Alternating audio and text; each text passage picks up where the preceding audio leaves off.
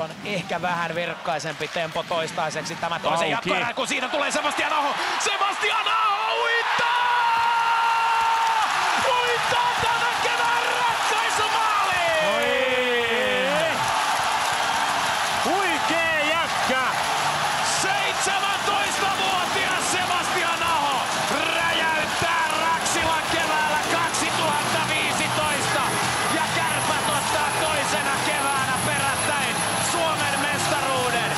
81 minuuttia, hommas lyhyt, Kärpät voittaa 2-1 ja on Suomen mestari. Huikee nuori pelaaja, tätä on kehuttu koko ajan tässä ja enemmän ottanut isompaa vastuuta, mitä pitemmälle tää meni. Loistavaa pystysyöttö. Ja sit mikä ratkaisu?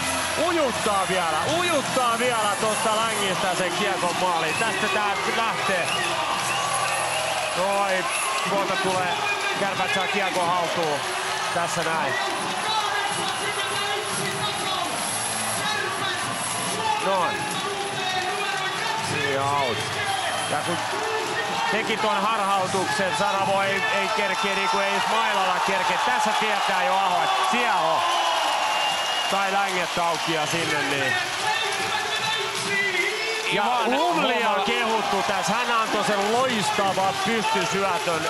Ei oo turhaa kehuttu.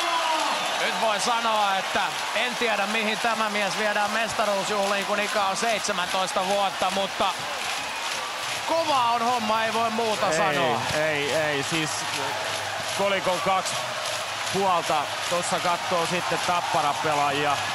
Kärpät hieno, tupla Suomen mestari.